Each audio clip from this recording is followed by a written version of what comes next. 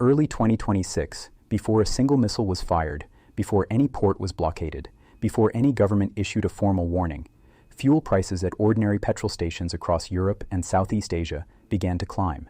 Not because of a shortage, because of a man at a desk in London. His name is Neil Roberts. He works inside Lloyd's of London, the building where maritime risk has been priced since the 1680s.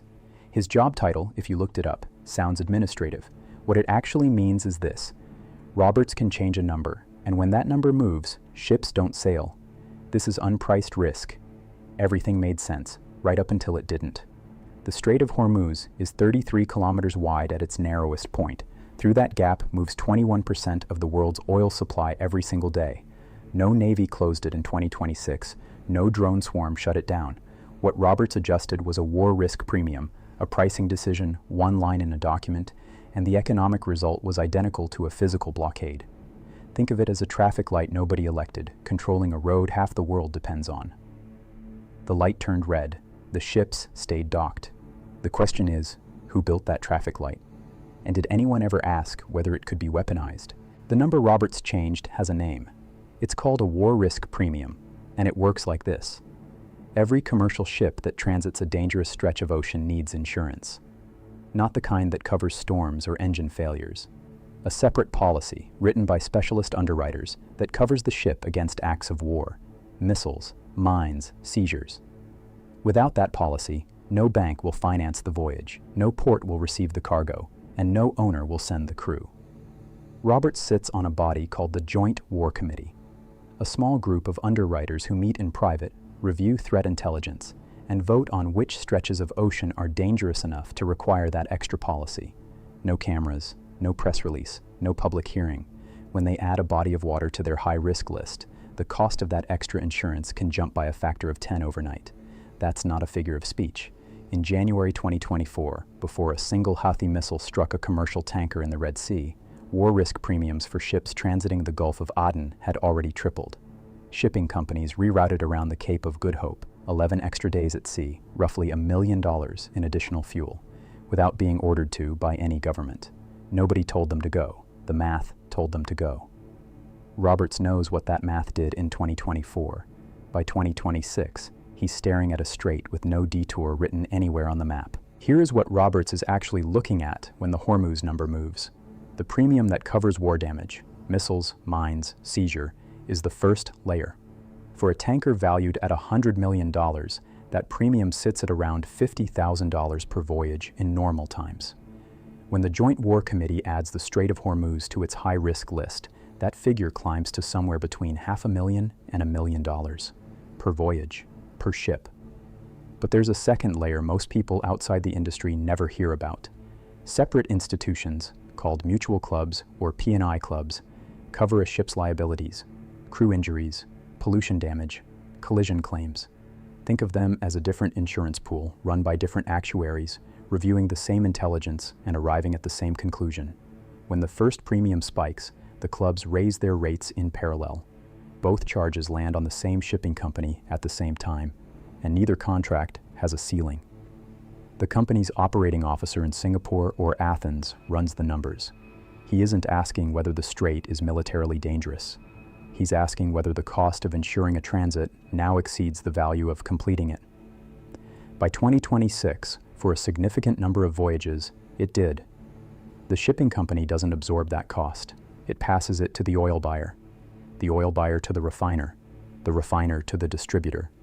Somewhere between 4 and 6 weeks after Roberts' committee updates its list, that compounded number arrives at a forecourt in Stuttgart, Seoul, or São Paulo, embedded in the pump price, with no origin story the person standing there could name.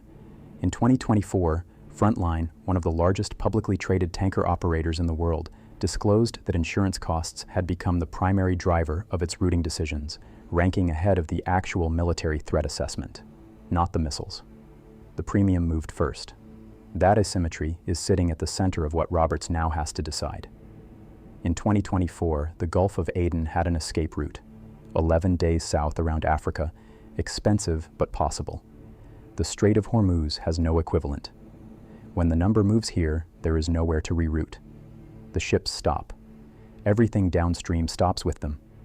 If this is the first time you're hearing that it was the insurance, not the military threat, that moved the ships first, hit like. It helps more people find it. The premium doesn't stay in London. It never did. And by 2026, some of the people watching exactly where it went had been watching for a very long time. But first, what the number actually does when it moves. Tankers avoiding the strait are going the long way, south around the Cape of Good Hope. That adds 10 to 15 days of transit time per voyage. More fuel burned, more crew paid, more hull exposed to weather. The additional cost per tanker runs somewhere between $2 and $4 million per voyage, and that number flows directly into crude oil pricing because the market prices the marginal barrel. And the marginal barrel is now the expensive one going the long way around Africa. Nobody announced what came next. Fertilizers are petrochemical products. The diesel that moves grain from farm to port is refined crude. When freight costs rise, they don't just raise the price of fuel, they raise the price of everything fuel touches. Farmers in Punjab buying urea, truckers in Tanzania moving maize, both hit by the same upstream repricing within 1 to 2 growing seasons of a sustained Hormuz insurance spike. Countries like Pakistan, Bangladesh, and several East African nations sit at the worst intersection of this. They import Gulf oil. They import food commodities priced on freight rates tied to that same oil. When both inputs reprice simultaneously, the hit isn't additive, it compounds. Like a fever and dehydration arriving together, each one making the other harder to survive. A family in Dhaka doesn't experience this as a geopolitical event.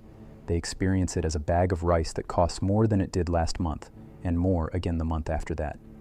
No government declared an embargo. No news anchor reported a blockade. The Strait of Hormuz is technically open. Ships can sail if they can afford to insure the voyage. Roberts's designation didn't close the strait. It just made it expensive enough that the closure didn't need to happen. What nobody had named yet is who, exactly, understood that before it happened. To understand how this started, go back to what that family in Dhaka is actually paying for. Not the rice, the risk. That's the thread that connects a kitchen in South Asia to a spreadsheet in London.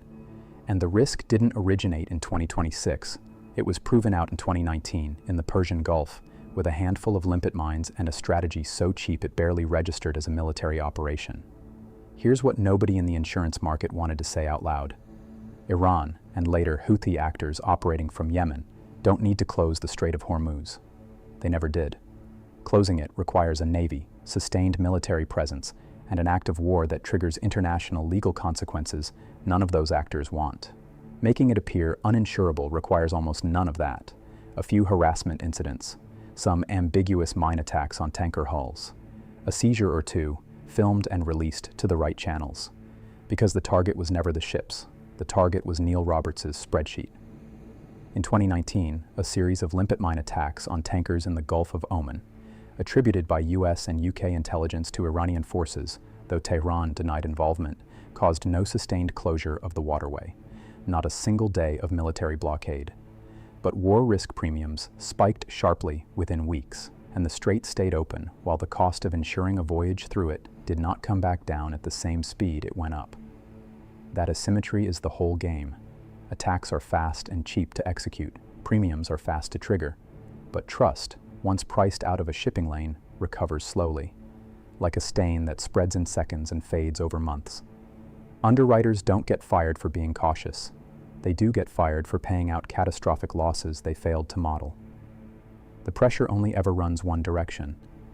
The people who figured that out earliest weren't in London. They were watching what London did and designing their next move accordingly. The 2019 attacks were a proof of concept. The 2024 Houthi campaign, over 200 reported incidents against commercial shipping in a single year, was the stress test. By 2026, what Roberts and his colleagues are navigating isn't a temporary spike. It's a new floor. Here's the part the news doesn't report. Not one of the countries that depends on the Strait of Hormuz for its energy supply has any formal standing in the process that prices that dependency. No seat at the committee, no right of appeal, no mechanism to challenge a designation or request a review. The countries that would suffer most from a sustained insurance spike, Pakistan, Bangladesh, Japan, South Korea, have exactly as much influence over the Joint War Committee's list as you do, which is none. The designation happens in a room in London, by people with real expertise and genuine professional integrity, operating entirely outside any accountability structure anyone has ever voted on. That's not an accusation, that's just the architecture. A family heating their home in Leipzig or Lyon in the winter of 2026 is paying an energy bill that contains, buried somewhere in the margin, a fraction of a war risk premium set by a syndicate they will never hear of, like a tax nobody voted for, collected by nobody you can name. The Joint War Committee last updated its listed areas in January 2026. The announcement ran to 4 paragraphs. No one voted on it. If the most effective way to constrain the world's most critical shipping lane requires no navy, no missiles, and no declaration of war, only the quiet adjustment of a number on an underwriter's screen, then what exactly are we watching when we watch the news? The number always moves before the news does. Subscribe, and we'll see you in the next one.